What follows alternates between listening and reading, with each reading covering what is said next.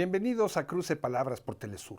Soy Luis Hernández Navarro y hoy nos acompaña en el estudio el doctor Nayar López Castellanos, catedrático e investigador universitario, un gran conocedor de América Latina, de Brasil en lo particular, precisamente para conversar sobre el triunfo de Lula. Nayar, muchas gracias por estar con nosotros. Al contrario, un placer, Luis. Has estado muy productivo, ¿no? Acaba de salir un libro tuyo con Néstor Cohen sobre las resistencias y alternativas en el sur global y tienes en la cocina ya otros para salir, ¿no? Sí, ahí estamos trabajando de manera intensa y vienen uno sobre la geopolítica del intervencionismo de Estados Unidos en el Gran Caribe y otro sobre la crisis societal en el Gran Caribe. Magnífico, los esperaremos aquí, los comentaremos con el auditorio.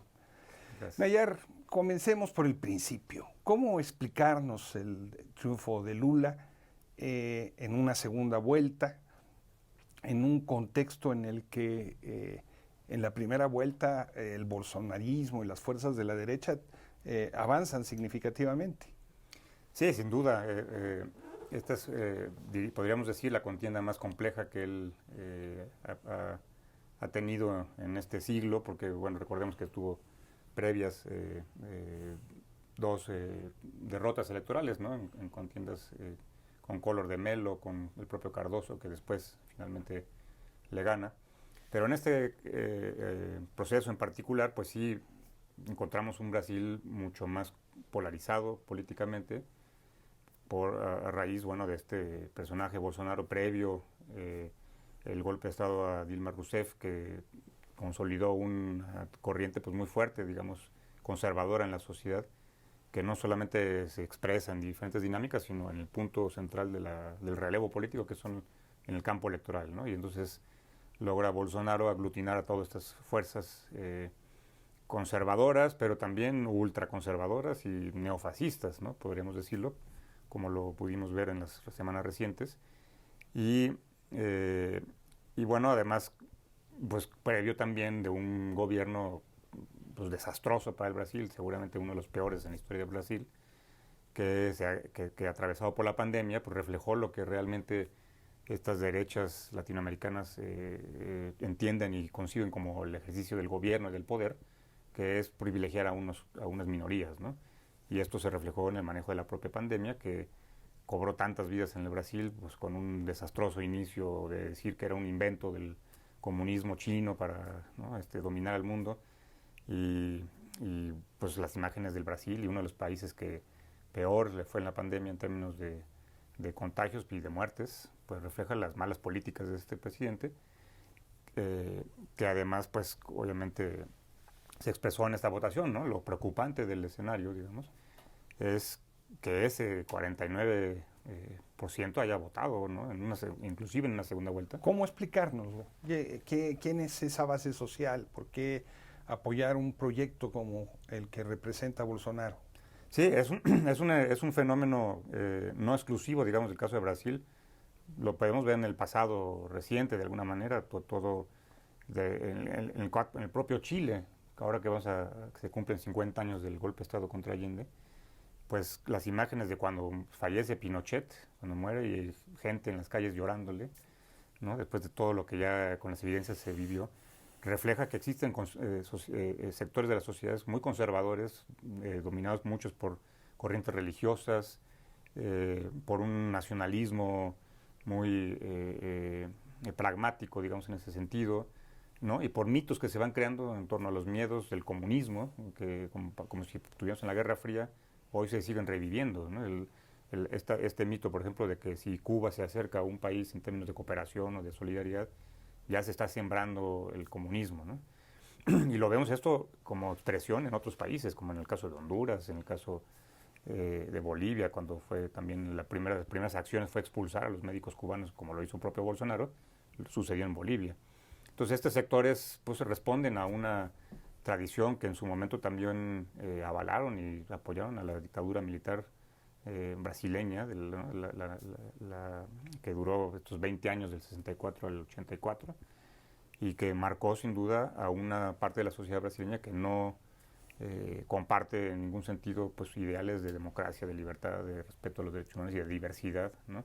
y también marcada, sin duda, por el racismo, el machismo, el clasismo, una visión patriarcal que impera, ¿no? Pero lo que vimos en días pasados fue una intentona de golpe de Estado. Cientos, miles de brasileños ocupando los edificios de las instituciones, dispuestos a jugárselas. ¿Cómo descifrar este enigma? Sí, no es sencillo, en realidad no es sencillo. Tenemos el antecedente inmediato que casi es como una copia de la escena de Trump, ¿no? Con el Congreso, el asalto del Congreso, pero sí es propio para la reflexión, no solamente en el campo de la sociología política, de la ciencia política, entender qué pretendían, digamos, ocupando los espacios de los poderes establecidos, ¿no? De los tres poderes en el caso brasileño, que pretendían buscar como objetivo final, es decir, a poco ocupando los edificios iba Lula a renunciar, o esperaban una respuesta de algún sector del ejército, ¿no? que pudiera haber tenido algún plan maquiavélico, digamos, para justificar una crisis de y una ingobernabilidad y asumir el control del poder, pero rayando también en el campo de lo fanático, ¿no? O sea, todos además ataviados con el color el amarillo, sobre todo de la bandera brasileña, y bueno, respondiendo además a una especie de mesías, ¿no? que Bolsonaro fue creando una imagen que en su primer campaña tenía la imagen de la pistola, ¿no? Disparando, y ahora trató de acercarse un poco más en el campo de lo social, en sus propios discursos, etcétera. Pero con un líder que, pues podríamos decirlo literalmente, huyó del Brasil, no tuvo ni siquiera la decencia política, digamos, de haber estado en la investidura, de haber respetado la institucionalidad con la cual él llegó a ser gobernante, pero huyó, ¿no? Entonces, esta masa que llega a ocupar de manera irracional, a quemar, además destrozar, quemar, saquear todo lo que pudo, pues fue además abandonada por su líder, ¿no? Una de las cosas que llaman también la atención, Nayar, y tú como futbolista que eres, debes de tener alguna reflexión, es el cómo algunos de los futbolistas más destacados de la selección nacional brasileña, que juegan en Europa, son figuras internacionales, llamaron a votar por Bolsonaro, siendo el fútbol un producto de exportación brasileño. Otra vez, ¿cómo explicarnos esto? Sí, el caso más destacado de una de las figuras más destacadas, Neymar, ¿no? Ajá. Que llamó durante la campaña a votar por Bolsonaro, pues refleja también, digamos, que podríamos ubicar un sector de la sociedad que refleja un conservadurismo a través de imágenes, ¿no? Y de una confianza como ciega, digamos, en un gobernante que aparentemente está llevando las riendas y tiene un proyecto, ¿no? Aparentemente, pero sí es un fenómeno a estudiar, sobre todo porque, bueno, son líderes de opinión finalmente, ¿no? O sea, tienen una influencia y como bien lo señalas, pues el Brasil sin fútbol o fútbol sin Brasil no se conectarían. Como ¿no? sin samba casi, ¿verdad? Exactamente. Por ¿no? usar lugares comunes, pero... Pero sí el fútbol, o sea, un futbolista como Neymar que le ha dado tantas cosas en el orgullo, digamos, del fútbol brasileño en proyección global, en proyección mundial, pues impacta sin duda y ha de haber convencido a muchos, ¿no? de este comentario de apoyo a Bolsonaro. Hago esta referencia porque no estaremos subestimando desde el mundo del análisis de la izquierda el significado y el enraizamiento cultural que un proyecto como el de Bolsonaro tiene. No, claro, por eso es importante entender y no pensar que el hecho de que Lula haya ganado por ese pequeño porcentaje significa que que el camino está libre, ¿no? Como fue ese golpe de realidad, diríamoslo, de realidad política, la toma de las sedes de los poderes. Es decir, se piensa muchas veces que después de un triunfo las cosas ya están tranquilas y la derecha va simplemente a sentarse a observar cómo gobierna algún proyecto de algún tipo de izquierda y sin descifrar, digamos, ¿no?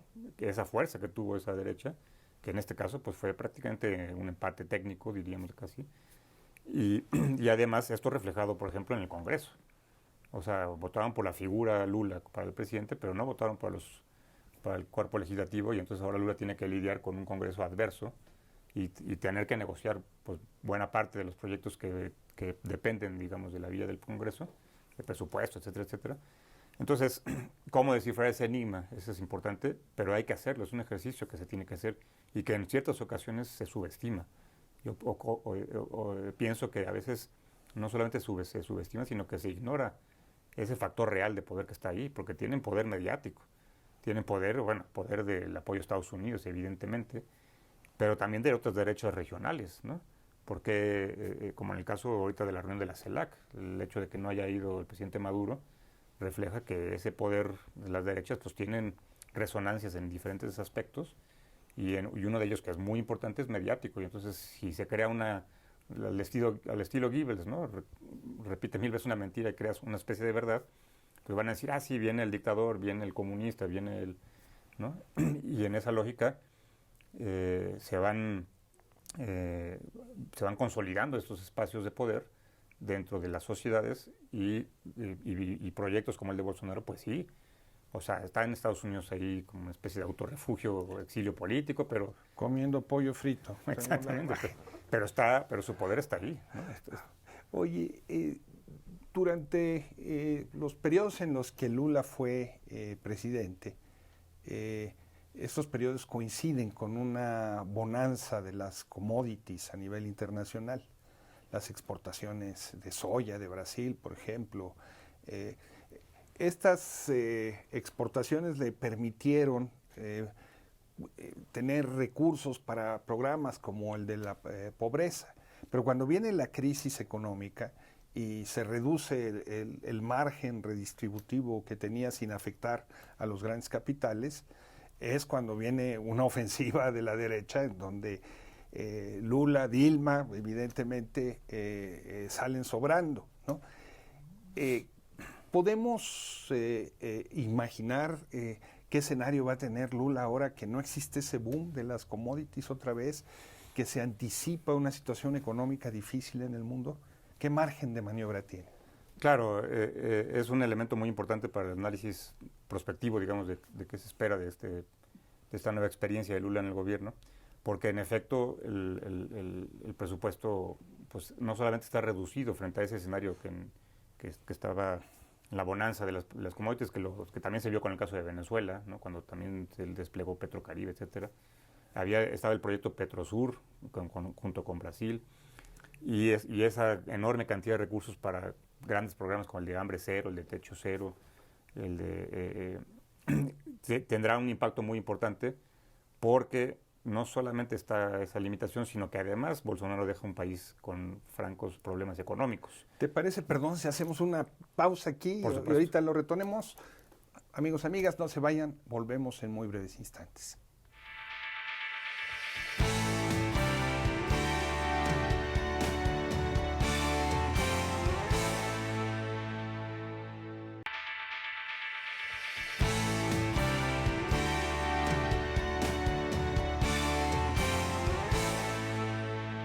Estamos ya de vuelta en este cruce de palabras conversando con el doctor Nayar López Castellanos. Él, entre otras muchas cosas, es el coordinador del capítulo mexicano de la Red de Intelectuales y Artistas en Defensa de la Humanidad.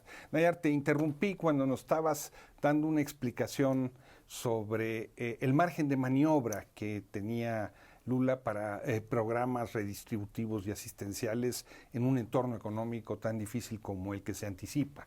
Sí. Añadiendo lo que comenté en torno a las dificultades y el contraste de sus dos periodos de gobierno con lo que ahora se presenta como escenario, pues está lo que deja Bolsonaro, ¿no? Y es un país que al parecer, bueno, en los últimos meses había empezado a subsanar ciertas manifestaciones de la crisis económica, pero es un país con problemas serios, digamos, ¿no? Con el tema de la producción económica, de la industria, de una gran cantidad de personas sin empleo, ¿no? Que dejó la propia pandemia.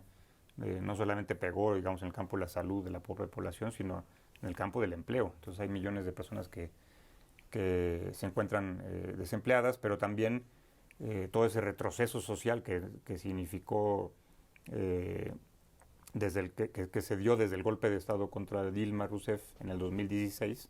Estamos hablando prácticamente de casi de 8 años, ¿no? 8 años en los que se retrotrayeron pues, todos los programas sociales, ¿no? Se pulverizaron, aunque quiso maquillar algunos de ellos, pero esos programas sociales hicieron merma en la población, y obviamente que tenemos un retroceso de lo que había logrado con esta lógica de redistribución y en efecto asistencialismo de muchos de estos programas. Esta famosa cifra que da Lula siempre de su experiencia de que él logró llevar, así lo dice, ¿no? De alguna manera, logró que 30, 40 millones de brasileños dejaran la condición de pobreza extrema y entraran en una especie de clase media. Pues en estos años que transcurrieron desde la salida de Dilma, esto se echó para atrás, ¿no? Y es ahí donde justo es un punto importante para la reflexión, qué tan profundas son las transformaciones cuando hablamos de programas que pueden ser pasajeros, ¿no? Que no quedan sustentados, digamos, por lo menos a nivel constitucional, para que sea de cual sea la tendencia, sigan existiendo ya no como un programa del gobierno en turno, sino como una forma de redistribución desde el Estado, digamos, de los recursos de una nación, para equilibrar en lo posible. Claro, todo esto dentro del marco del capitalismo es difícil pensar que va a llegar a una igualdad plena, ¿no? Pero son programas que resuelven en cierto sentido y que pueden influir en una reorientación de los grandes problemas sociales. Entonces yo creo que el panorama es muy, muy difícil, porque además de todo, y ahí reitero el punto del Congreso, pues tiene que negociar con el Congreso. Está en minoría en el Congreso y está en minoría en las gobernaciones, además. Exactamente. Y eso es un gran problema, digamos, ¿no? Ahí vamos a ver, yo creo que vamos a ver también sorpresas en el sentido, pues, de toda esta experiencia que él tiene ya, de no solamente haber sido gobernante, sino haber estado en la esfera de la política y del análisis. Yo creo que vamos a ver esa madurez que pueda él desplegar a la hora de la negociación y de los pactos, ¿no? Tendrá que hablar con el Congreso, hablar con los contrincantes, sobre todo con un centro más consolidado que la extrema derecha de Bolsonaro, pero va a tener que negociar. Y los otros van a tener que aceptar y entrar en el diálogo, ¿no? Porque finalmente también el Poder Ejecutivo tiene sus banderas, digamos, ¿no? Y sus capacidades de decisión. Lula es un gran estratega internacional. Lo fue cuando estuvo al frente del gobierno, construyó una relación privilegiada con África, impulsó el mundo de los BRICS, los procesos de integración latinoamericana, y a su regreso ha comenzado a poner esas barajas sobre la mesa, ¿no? Habló en Argentina sobre la posibilidad de una moneda común para los intercambios, cosa que no le gustó al presidente mexicano Andrés Manuel López Obrador.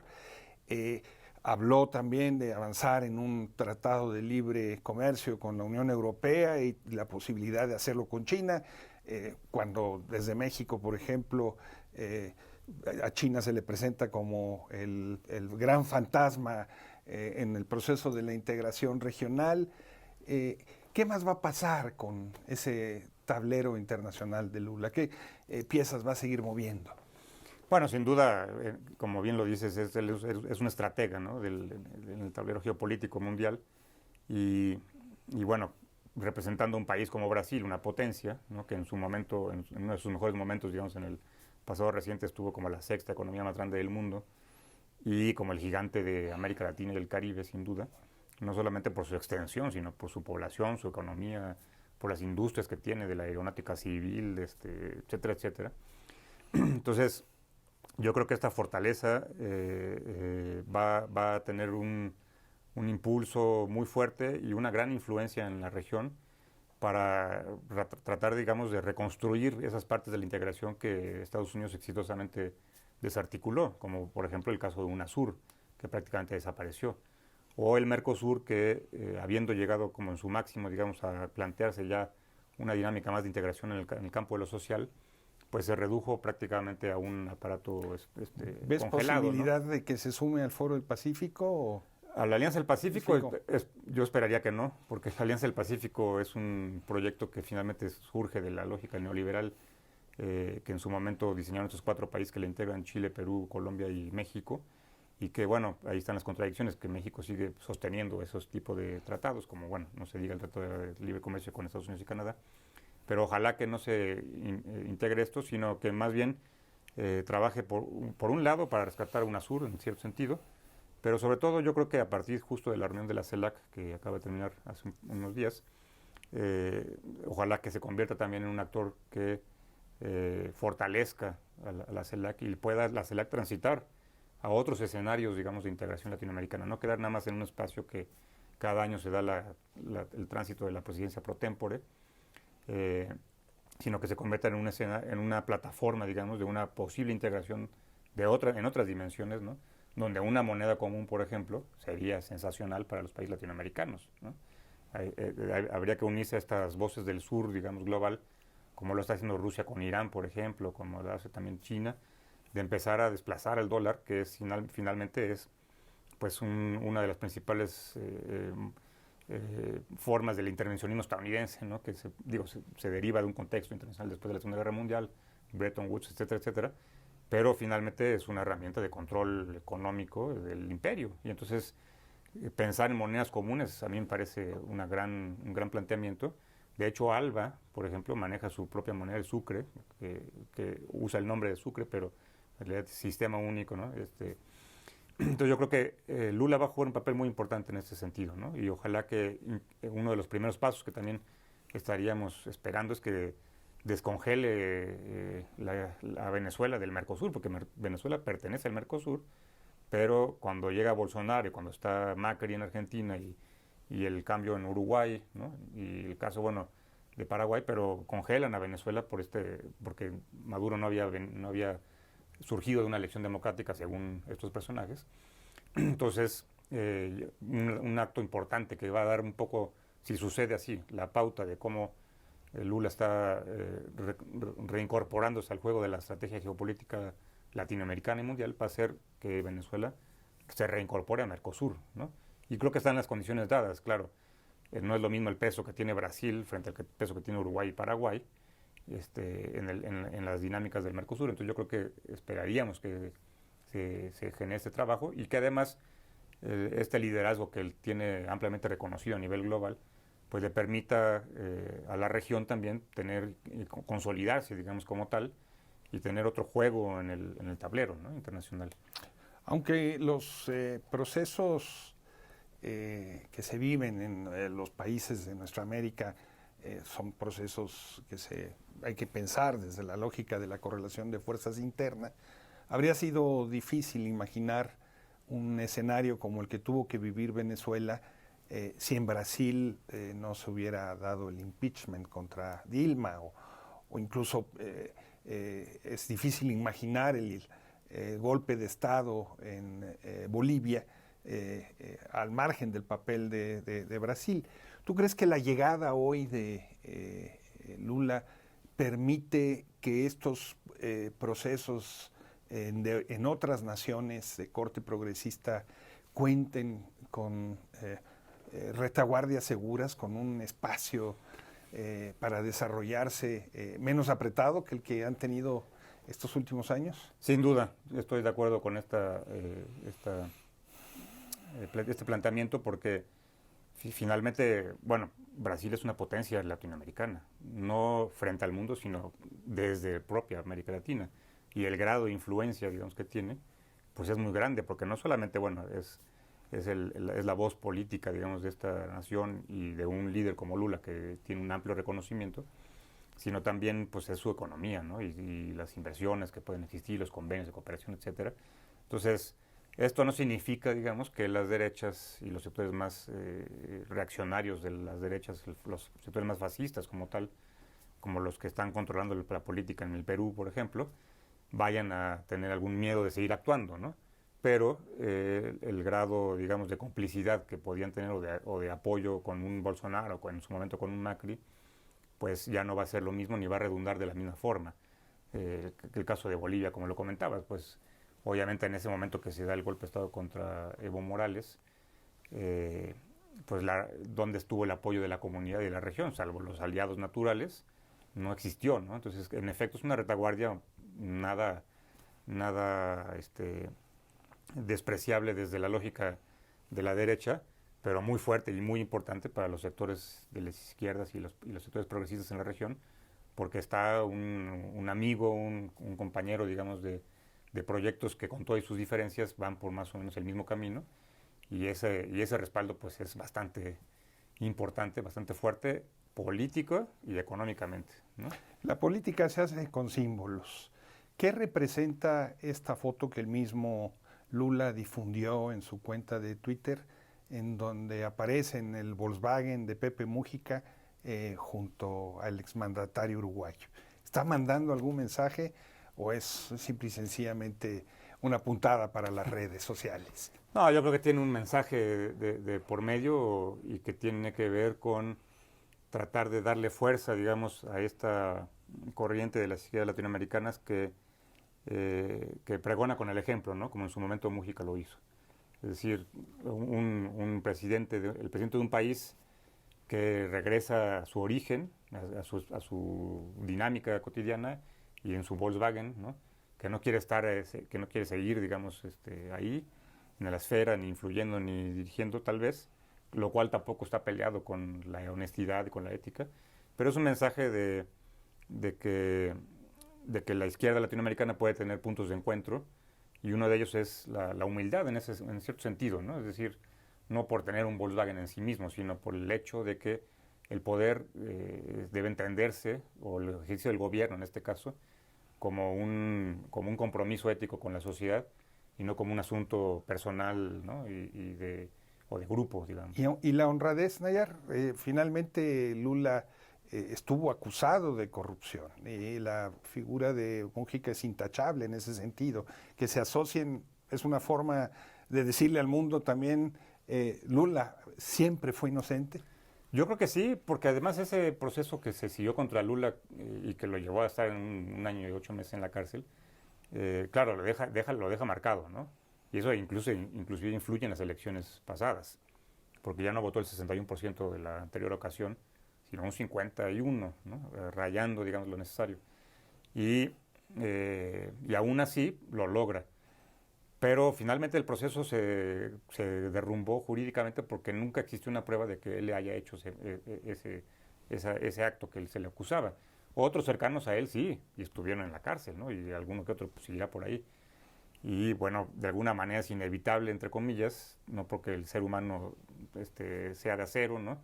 Pero hay quienes les gana el interés y piensan en sí mismos y se arropan de una bandera para lograrlo, ¿no? Vivimos en una región con grandes ejemplos de corrupción sistémicas, ¿no? Es una corrupción de Pero no fue el caso de Lula. Y no fue el caso de Lula, ¿no? Y entonces yo creo que ahí queda esta imagen. Nayar, muchísimas gracias por este cruce de palabras. Al contrario, mucho gusto, muchas gracias. Amigos, amigas, muchas gracias por su amable compañía el día de hoy. Ya saben, los esperamos la semana que viene aquí por Telesur. No se lo pierdan.